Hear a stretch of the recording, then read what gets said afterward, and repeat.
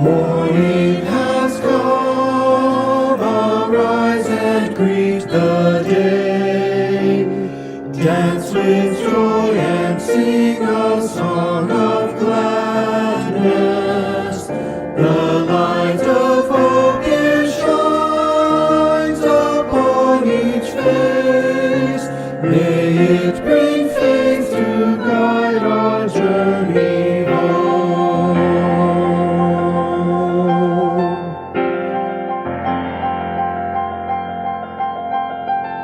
A new day dawns, once more the gift is given. Wonder fills this moment shared together. The light of peace it shines upon each face. May it bring faith to guide our journey home.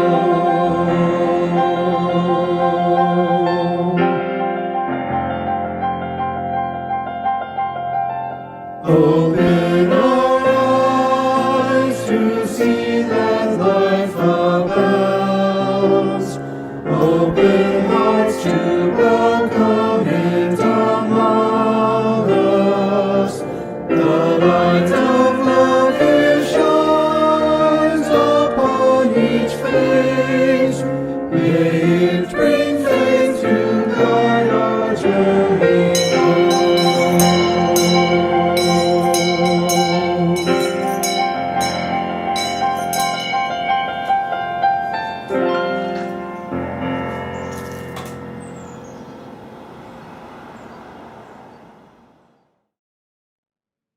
Good morning and welcome to Live Oak Unitarian Universalist Church. I'm Reverend Joanna.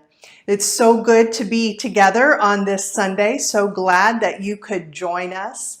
A concept that is very important in Unitarian Universalism is, in the words of UU theologian James Luther Adams, the prophethood of all believers.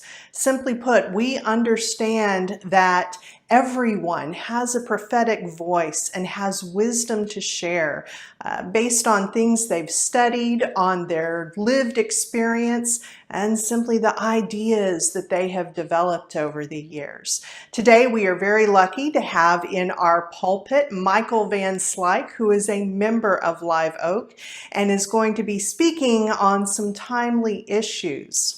It is tradition in Unitarian Universalist congregations to light a flaming chalice at the beginning of our worship services and other gatherings. So if you have a chalice or a candle near, I invite you to draw it toward you as we light our chalices together.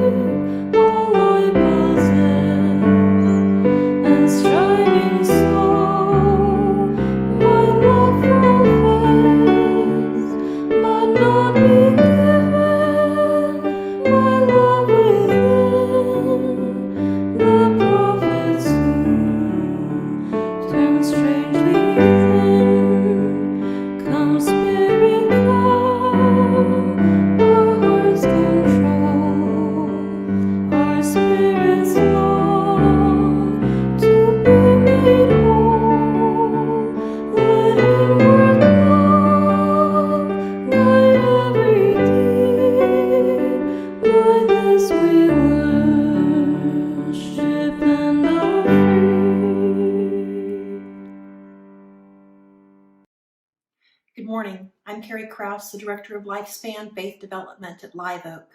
Welcome. You know, saying you're sorry is a skill, one that hopefully we learned when we were young. Not everybody learned it, though. Look for yourself in today's big idea. It's called Sorry by Trudy Ludwig. My friend Charlie is always doing stuff he shouldn't.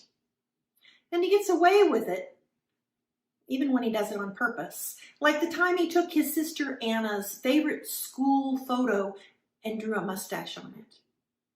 "Charlie," his mom screeched, "you say you're sorry to Anna right this moment." And Charlie did what he was told, but he didn't mean it.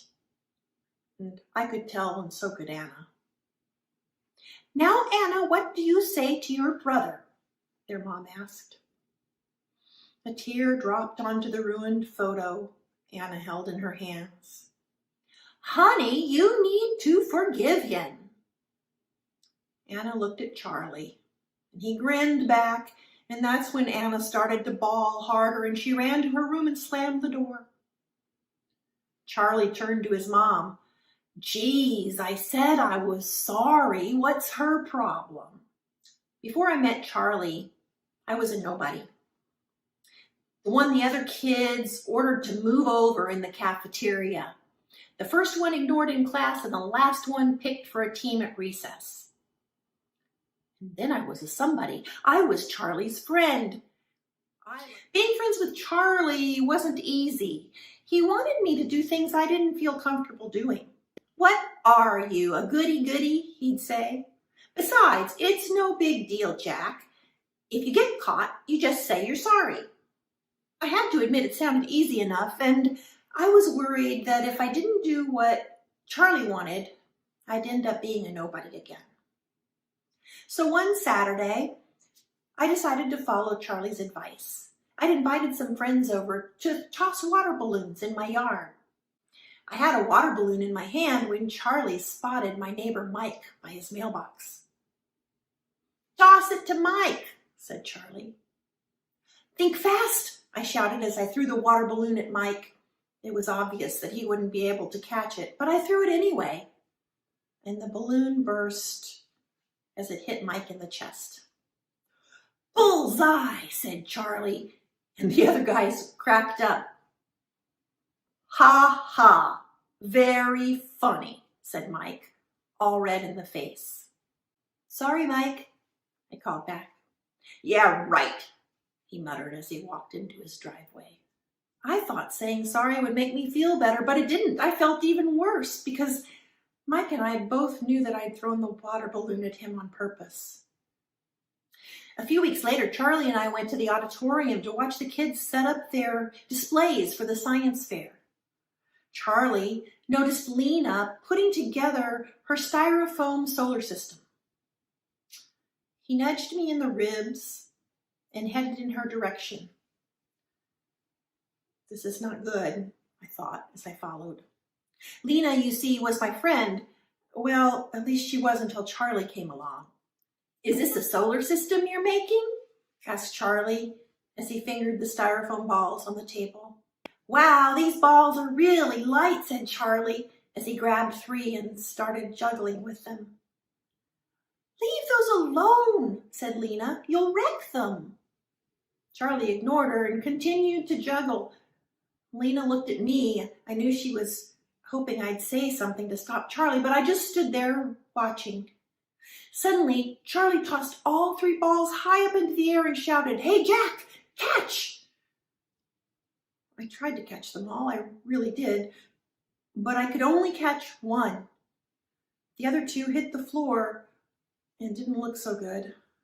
"You did that on purpose," Lena yelled at Charlie. "And you let him," she said, pointing to me. "Sorry," we both said. "Sorry doesn't cut it." Mr. Marcus, the science teacher, came over to see what the commotion was about. "What's going on here?" he asked. "They were messing around with my science project and ruined it," said Lena. "We were just having some fun, and we already told her we were sorry," Right, Jack? Are you truly sorry, boys? Mr. Marcus asked. Like I said, we told her we were sorry, said Charlie. Then show it. Show Lena you're sorry by making right your wrong. Charlie stood there looking confused. I got the feeling Mr. Marcus was the first person who ever expected more than a sorry from Charlie. It was obvious he didn't know what to do, but I did. Lena, we're really sorry for ruining your science project. And then I turned to Charlie. Come on, let's go to the art room and get some more styrofoam glue and paint. It took us a while to fix the mess that we'd made. Man, this is a lot of work, said Charlie as he put the finishing touches of color on Mars. I know, said Lena.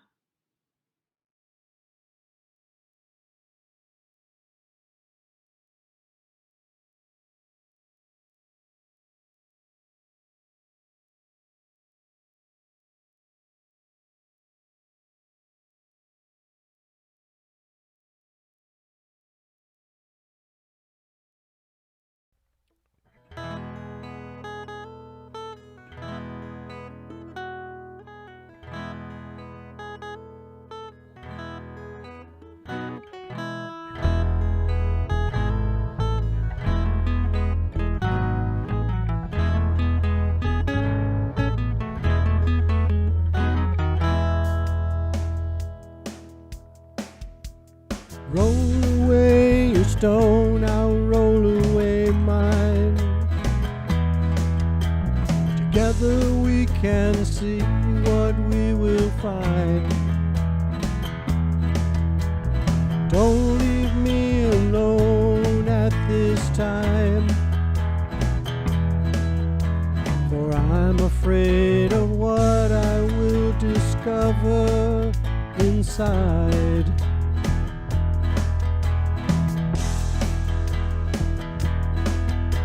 Cause you told me that I would find a hole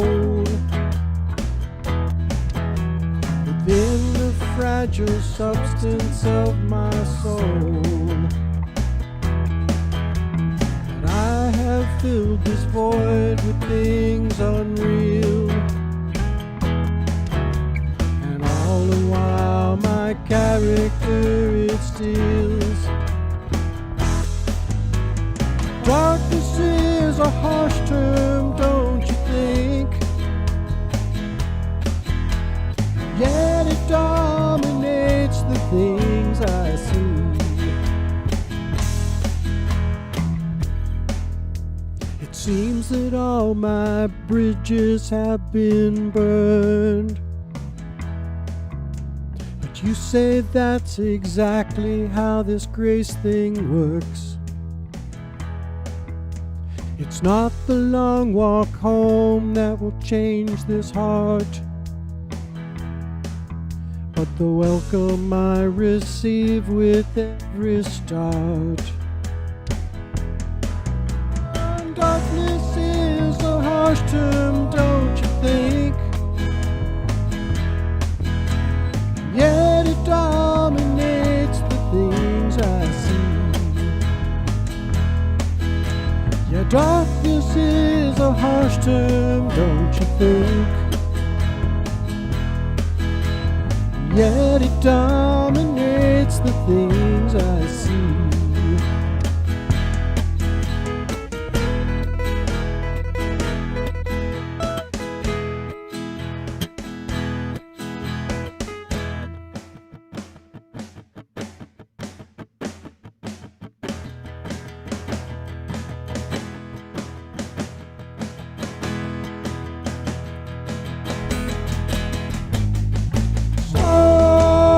Hide your fires, these here are my desires, and I will give them up to you this time around. And so I'll be found with my stake stuck in this ground, marking the territory of this newly impassioned soul. So hide your fires, these here are my desires, and I will give them up to you this time around. And so I'll be found with my stake stuck in this ground, marking the territory of this truly impassioned soul.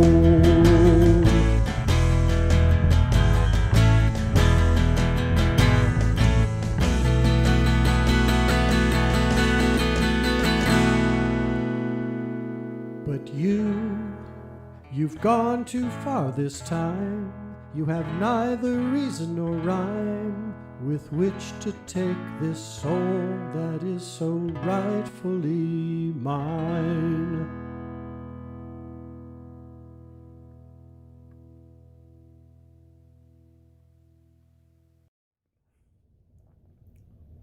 Good morning. Today I want to talk to you about cancel culture, forgiveness, and redemption. And I've decided to address this topic after watching the news and social media for the past few years. We've all heard stories all the time of people being canceled for whatever unkind thing that they've said or something antisocial that they've done. But what do we actually mean when we say canceled? I mean, what even is canceling? Who gets canceled and why? Well, let's start at the beginning. So when we say cancel culture or that someone has been canceled, we're basically talking about shunning, ostracization. We cast you out of the tribe. Now, this is certainly not new. In humanity's hunter-gatherer days, which is to say, most of the time our species has existed, ostracization from the tribe was a severe punishment for severe transgressions. And I say severe because a lone human in a hostile environment usually ends up being a dead human before too long. So this was no small or casual thing to do to somebody. Even today, when you're a whole lot less likely to be eaten by a saber-toothed cat or a bear or something, being canceled is still super stressful. I've heard it said, I can't remember where, that one of the main objections to cancel culture or being canceled is that it started to happen to people who aren't used to consequences. And that is people with some kind of social power. They feel like their ostracization is unfair. It came out of nowhere. It's something made up just to get them. It's an overreaction to behaviors or words that just a few years before would have been considered everyday. Here's the thing about that, though. If you are ever informed that something you did or said hurt someone else, then you don't get to tell that person or group that it's no big deal. We don't get to decide whether or not what we've done hurt someone else. Even if we wouldn't be upset by it, even if we don't understand why they're upset, it's still something to be taken seriously. Here's an example that's near and dear to my heart. There are plenty of people here in our very own town who consider the Confederate battle flag to be a harmless symbol of Southern American culture. It's just a way to say that you're proud of the part of the country you come from. You're proud of grits and cornbread. And if I tell them that to me, that flag represents white supremacy and a history of imprisonment, rape, and murder, then it's not up to them to decide that I'm wrong. It's not up to them to dictate what it means to me. My experience of seeing that flag is different from theirs, but it is still 100% valid. And it gives me some hope to see that there's been more and more pushback against a flag that Robert E. Lee himself said should be put away forever. And it's really wonderful to see people, white people like comedian Trey Crowder, push back on things like this. Now, if you don't know who Trey Crowder is, you should. He is a comedian, a vlogger. You can find him on YouTube. And a good old country boy from Eastern Kentucky. I mean, that accent is so thick you could park your pickup truck on it. But he's also the first person who would tell his fellow good old boys, you know what, y'all? we had that whooping coming. Let's make sure that nothing like that ever happens again. He understands that his experience of America isn't automatically the only one, or even the only correct one. So, canceling is ostracization, and we've been doing it since before we could write about it. Now, fast forward 12,000 years, and we're still doing it. But today things are a little different. Now we have instant global communication, which gives us a new tool to punish social transgressors: the internet.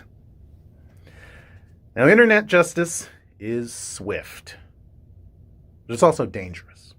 You have a sort of bandwagon effect where people who just read a headline or just heard the surface of an issue will pile on and basically just repeat the attacks that other people have made against the baddie of the week. Worse is when the things we hear aren't necessarily even true. Rumors and conspiracy theories spread like wildfire on the internet, and as the world learned on January 6th of this year, they can be deadly. Plus, conflicting stories of someone's behavior or something someone did can often come down to which person tells the most compelling story, who gets the most people on their side. Basically, you end up with public disputes where whoever has the best PR wins. So you see, cancellation gets very messy very, very quickly. Okay, so what does this all mean? Well, I once heard an NPR contributor talking about criminal justice reform, and she pointed out that society too often decides that each of us is only as good as the worst thing we've ever done. Think about that for a second. Specifically, think about the worst thing you've ever done. Do those things define you as a person? If everybody knew, or even people you don't know, about your secret shame, embarrassment, or mistake, how would that change your life? What kind of relationships do you have that might be damaged or even lost by your dumbest, nastiest, or even most thoughtless mistakes coming out?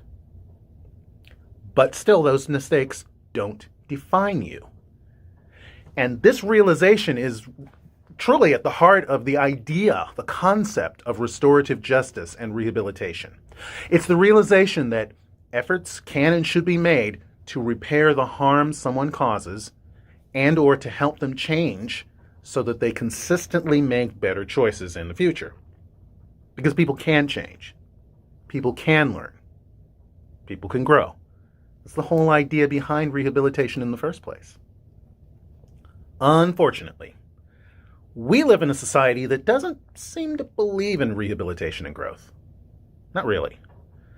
Our criminal justice system is incredibly punitive because we seem to believe, as a culture and as individuals, that the only way to modify behavior is to beat good behavior into people and to beat bad behavior out of them. Sometimes literally. I think a lot of that comes from our families of origin.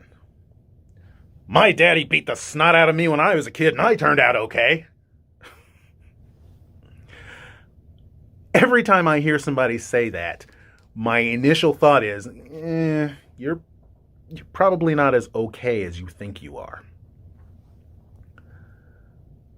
But if punishment, if our prison system, if throwing people into a rough, dangerous, dehumanizing institution is supposed to fix them, then why does every employer have that box on their job application website asking if you've ever been convicted of a felony? Shouldn't coming through the penal system mean that you've paid your debt to society, you've learned your lesson? So why should that past mistake that you've paid for limit your ability to get a job or a place to live? The kind of things that help keep you from reoffending and going back to prison. That's basically what's behind the impetus for the Ban the Box movement. The idea that one mistake shouldn't necessarily define you and haunt your entire life. I imagine that most of us who lean to the left subscribe to that idea. But we are also people who are super ready to cancel people, especially people who punch down, people who make comments, jokes, or even take actions that attack people with less power than them. But what if they, the people punching down, are also able to learn and grow? And this brings us to the idea of forgiveness. Now, in the interest of full disclosure, this topic is important to me and helped inspire this sermon because it is something that I personally struggle with. And I struggle with it because I am a person who holds grudges, sometimes for years. Not my best look. How does forgiveness even work? Well, let's start with ourselves. When we are in relation to other people and we screw up, we do or we say something that damages the relationship, how do we handle it? Do we pretend it never happened? Do we lash out and tell the other person they're being too sensitive? Do we apologize and try to make it right? Now, it should be pretty obvious that ignoring our social transgressions or attacking someone else for reacting to what we did is certainly not the way to go. Even though, in the heat of emotion, every single one of us has probably gone there at least once. Now, the answer we'd like to give is that we would apologize and try to make amends. So let's take a look at what that might look like. Well, it helps to know how to apologize. First of all, a genuine apology should have no buts. Oh, I'm sorry I didn't do what I said I would, but. Oh, I'm sorry I did this thing I shouldn't have done, but. An apology should be an apology, not, well, this is why I did or failed to do something and that should make it okay. Another thing, an apology needs to be an apology for what we did, not for how the other person reacted to what we did. It's, I'm sorry I did the thing. Not, well, I'm sorry you got upset when I did the thing. When we apologize for doing something, we also need to understand what we did wrong, why it was wrong, and make a commitment to do better in the future, or even make amends now if possible. You know, if you're apologizing just to save your job, people can tell. And I do think that knowing how to apologize effectively ourselves makes it easier for us to tell when someone else is sincere or just going through the motions to get back in everyone's good graces. As you apologize, though, remember, nobody owes you forgiveness. That can be tough. An apology is meant to repair the relationship. But you can't make anyone accept it. If you're sincere about your understanding of what you did wrong, and you've demonstrated a genuine willingness to do better, to be better, you've done what you can do. Now, if the other person is unwilling or unable to forgive you, that's out of your hands. Hounding them to forgive you. Oh, please, please forgive me. You have to forgive me because I apologize so well. Well, how long are you going to stay mad? Well, you've just taken the weight out of your apology and made it all about you and your ego. Please make me feel better. Make me feel like I'm not the bad guy. Not much of an apology. And what about being on the other side of things? What about when other people have done or said things that have hurt or offended us? Oh, and let me point out here that it is perfectly legitimate to be offended by an attack against someone else. Now, if you come up to me with some denigrating Native American joke or anti-Jewish joke or some joke about dumb blondes or handicapped people or something like that, don't expect a laugh from me. Most likely, you're probably going to get this. And that's not going to be fun for anybody. Trust me. Guy who holds grudges. Actually, though, those exact examples sort of lead into my final points here about redemption and growth. See, in my past, I have absolutely told those kinds of jokes. I laughed at them when they were told to me. I thought it was all in good fun, especially if the joke was told out of earshot of the people being ridiculed, or if I thought they were out of the room. But see, your principles and your ethics aren't something you just put on like a suit of clothes whenever you think someone's looking.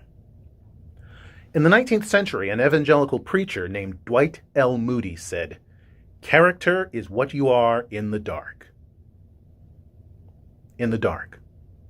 When you're alone, no one's watching, and no one will ever find out. Who are you then? So what can we do to help make things better? Well, I think one of the answers to cancel culture, to this seemingly recent rash of folks saying something hurtful and being shunned in retaliation, I think the answer is to leave space for people to change. Because character can change. People can and do learn. And again, every single one of us has something in our personal past that makes us cringe. Probably a number of somethings, really.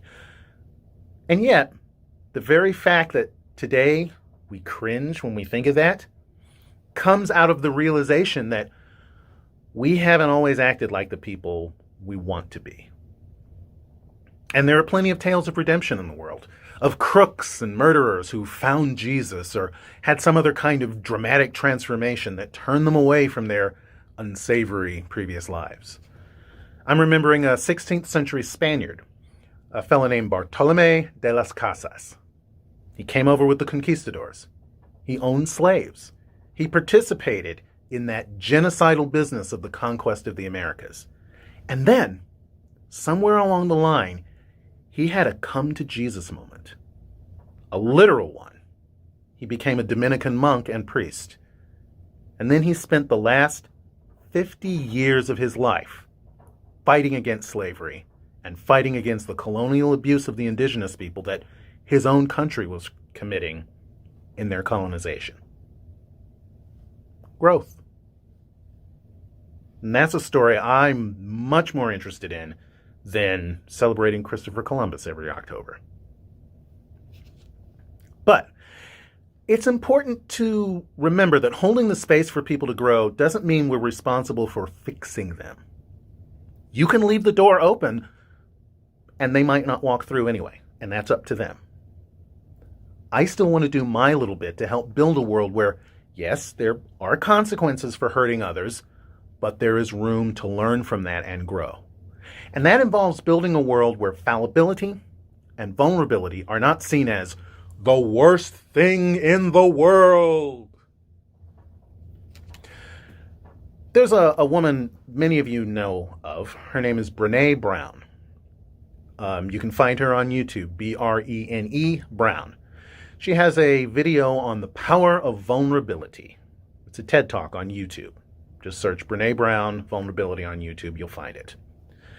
And in it, one of the things that she learned was that people with the courage to be publicly imperfect are people who can build better connection with other people, because that connection comes from their willingness to live authentically.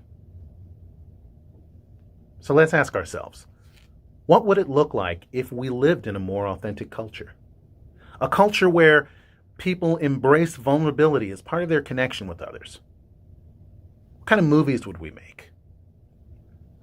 We'd probably see more redemption stories with complicated characters. How would news be covered?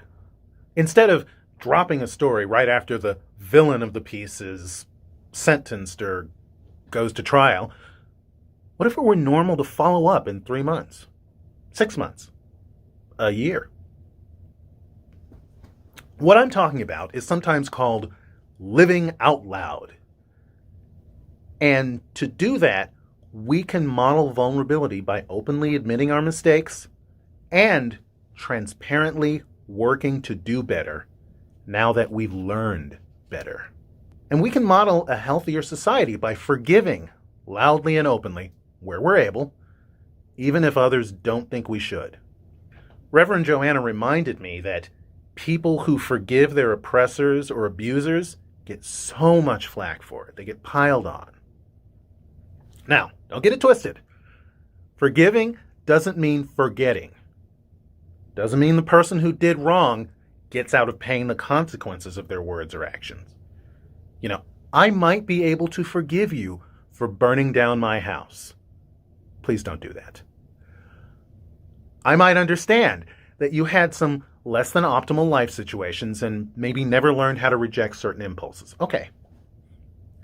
But you're still going to lose your freedom. And you're going to lose it at least until the professionals we've assigned are convinced that you're safe to be around other people. Consequences. But even within a framework of appropriate consequences, we do want to make room for folks to make the adjustments in their lives and decisions that'll help them become better people. I mean, there's got to be a way out of the doghouse for people willing to do the work. And I think that's part of what being a UU is about. At least for me it is. It's about becoming a better person and thereby encouraging other people's growth. And that will always help us enrich connections, empower dreams, and ultimately to embrace joy.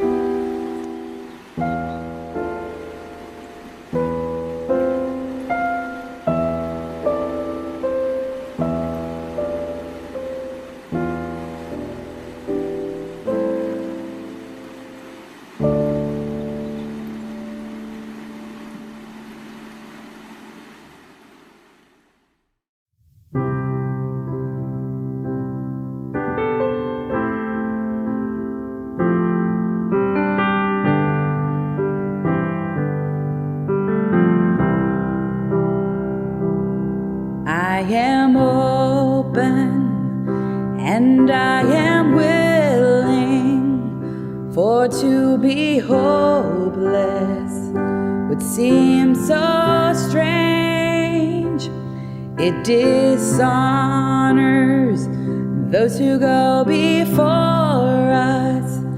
So lift me up to the light of change. There is hurting in my family. There is sorrow in my town. There is panic in the nation. There is wailing in the whole world round. But I am open and I am willing, for to be hopeless would seem so strange. It dishonors those who go before us. So lift me up to the light of change. May the children see more clearly. May the elders be more wise. May the wind of change caress us, even though it burns our eyes.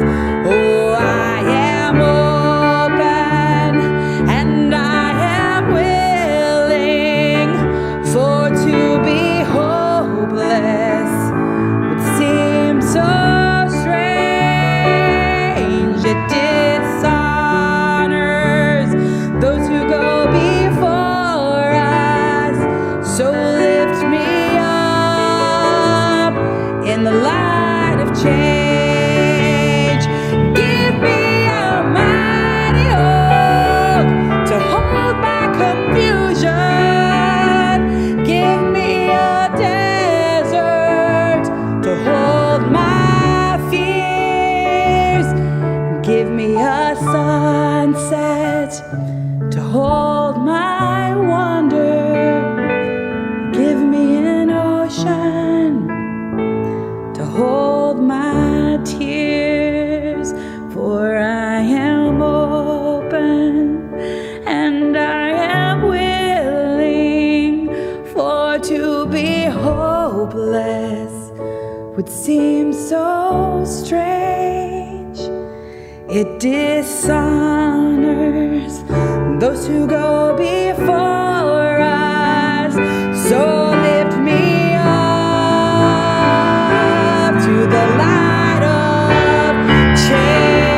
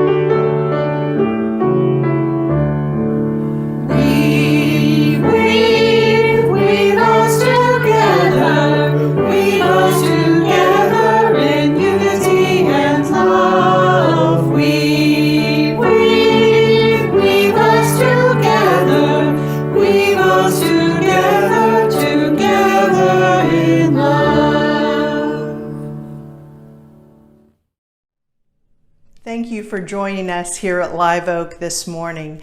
And a special thank you to our preacher for the day, Michael Van Slyke, our musicians, our producers, and everyone who was a part of this service, including you for bringing your presence here today. May you go forward listening to all of the tough conversations that we thankfully are having in the United States and in this church right now. And may you use your own prophetic voice and always know that you are lovable, you are loved, and you are not alone.